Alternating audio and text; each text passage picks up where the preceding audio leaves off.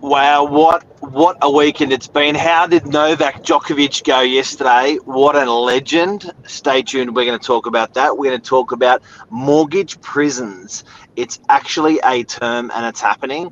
And we're going to talk about why Billy looks like he just had a fight. Stay tuned.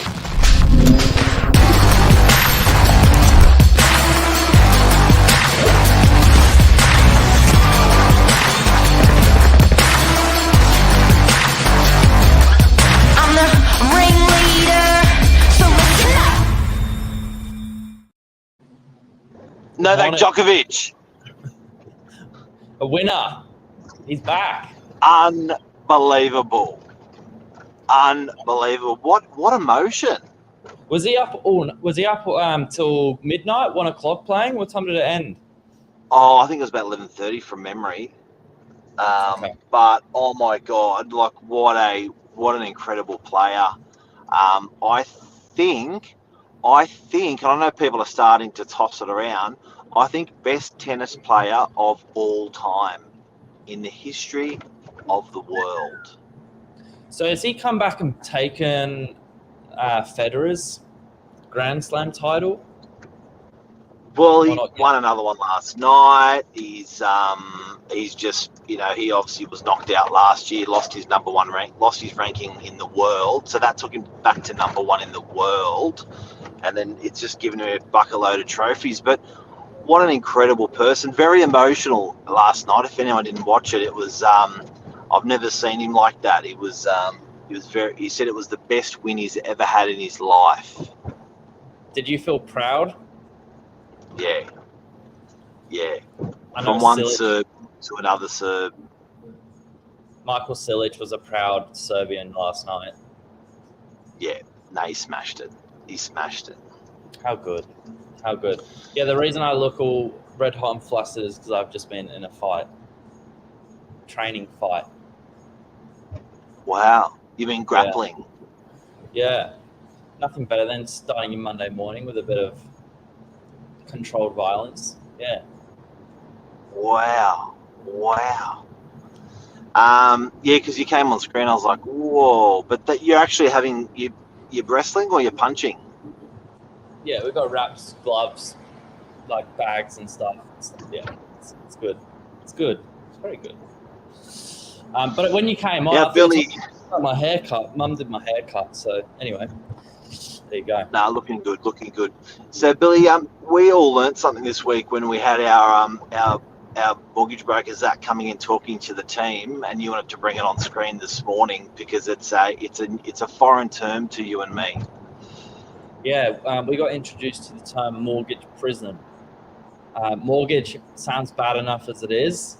Prison also sounds bad enough as it is. When you put them together, it kind of got me a little bit worried. And the worst part about it is you can fall into this mortgage prison without even knowing it. You've done nothing wrong. You can be in prison. So I thought, important to bring it on and have a chat about it, and then how you can try and escape.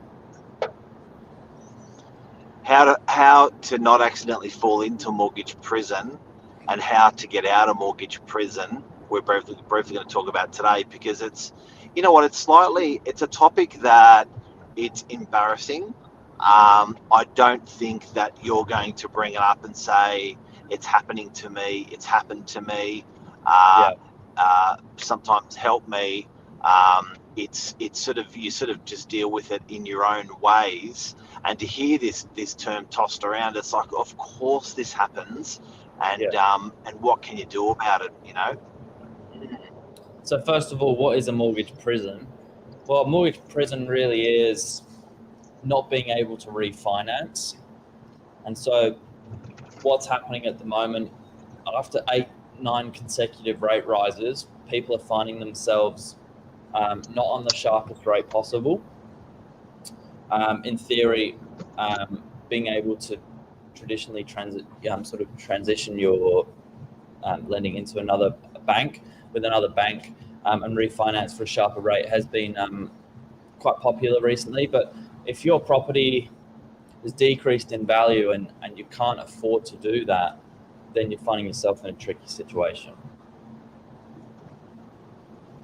Yeah, so I guess you can be stuck in prison with not being able to refinance due to capital, the value of the property. You can be stuck in prison not having the cash flow because the rates have moved.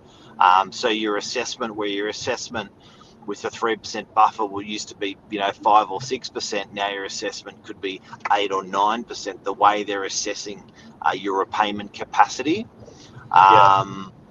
It's interesting. I have loans with superannuation, and I'm probably in a bit of mortgage prison there. I've got a loan of about, I think it's 200,000. And it's starting to get really high in interest rates, which I never sort of realised that happened with superannuation. Right. And it's sort of a relatively low amount. Whereas, like, is it worth refinancing it? And you're sort of looking at that. So a lot of people are on that cusp at the moment. And I think it's nice, Billy, to put it out there that people aren't alone in that. It is happening out there. So I think some people could feel a little bit like sort of separated out. Like, is this only happening to me? Yeah, 100%. The worst part is not talking about it, and not sharing it with your accountant or things like that. That can try and help move things around, and talking to people like mortgage brokers who have got some creative ideas. So it's not all doom and gloom. Yeah, and I think with these mortgage prisons that we're talking about this morning, it's sort of, if you've sort of, people are forced to love the one that they're with because they can't go to another bank because they can't get that finance. So I think it sort of comes down to cash flow. Either you sell the asset purely because you're in mortgage prison and you need to get out, or you cash flow out of it where you just increase your earnings, save more, which can be save more money, or getting a second or third job or something, or renting the property out, until the point that your cash flow starts looking really good that you can go to another bank. It's interesting, man. It's a sensitive topic. It is. I've heard people. I was reading people that are looking to refinance. The equity in their property is not where it needs to be. Obviously, the property values come off, maybe since the time they bought. And then if they're going to a new bank, the new bank's saying, yes, we can do it for you, but you're going to need to pay lender's mortgage insurance. And so that's where people are getting stuck out. It's happening, guys. It's happening.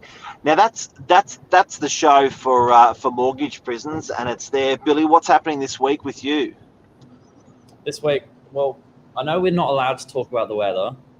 We don't like talking about the weather at Novak, but can't pick it at the moment. The plan of attack is to certainly try and get out on the streets a little bit more.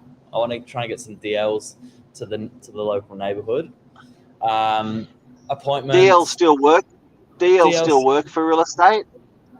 Hell yeah, they do. It's worth the investment. I think so. Yeah, we've got a lot of property on at the moment. Some great properties. A lot of people out there this weekend again. Yeah, big time. I think open home numbers have built week on week, probably for the last 2 months, back to back. Sort of that December, January has really exploded compared to last year. So what's happening out there? There's definitely a bucket load more people with the ambition of buying. Obviously, like, if our open house numbers have gone from 5 people through to 25, 35 people through, I don't like to admit this, but I'm not seeing that transaction side of it come through though. I am seeing slightly better prices than November last year, but even though there's 5 times 6 times more people coming through the open house, there's certainly not 5 to 6 times more sales happening in the market, or that, you know, it hasn't dramatically improved pricing. So at the moment, they're just shopping. It seems they're not buying, which you'd expect. Correct. I would say you've still got your handful of buyers, your serious handful of buyers that you were dealing with like late last year. Now you've got maybe an extra, you know, 1 or 2 in the mix. You know, when you're comparing to the whole open home, and then there's a lot of kind of shoppers or bystanders. But it doesn't hurt to have them through. It builds the competition, and you know, at some point they're going to be buying as well. So, you know, trying to help them where possible. It's good. Great, solid vendor. It's I think, but again, it's coming back to that the dollars and cents of things. Billy, when do you reckon the market's going to start going up again? The question on everyone's lips. What are you hearing? Because you're talking you're hearing the team talk. You're talking to buyers. You're talking to sellers. When do you reckon the market's coming back? It's so hard to say when it's going to go back up.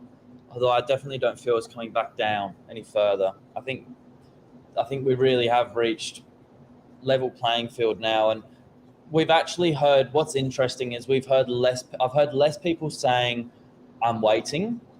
It's more, I'm still trying to get like my finance together. So it's less conversation of coming through open homes, like these bystanders or the shoppers that we're talking to. Before, all the shoppers were saying, I'm still waiting for the market to come down. Now they're saying, you know, I'm not quite ready to buy, but I'm looking seriously in the next few weeks or something like that. So there's more of that conversation, which is good. Not about properties, more about funding. Geez, it's all roads are leading to funding by the sounds of it. I think it's a lot harder than it's ever been in the last couple of years to get finance. I wonder if that sort of adversely affects the banks and brokers and stuff when there's lesser harder transactions out there. It must be hard in that funding world. Yeah, it must be. Well, we were talking to a mortgage broker earlier in the week, and he was saying, you know, his days never been busier with refinancing. So I think there's a lot of movement at the moment. Clean up. Well, buddy, have a great week. You too. What have you got on this week? List. That's my mission for this week. So be talking to everyone in the new year about bringing their property on. So yeah, just getting back to appraisals that I've done over the last probably quarter. Just having a good old chat with everyone. That's in a real estate agent's week. There you go. Get their properties on the market. See you later. Okay, mate. Take care. See ya. Bye.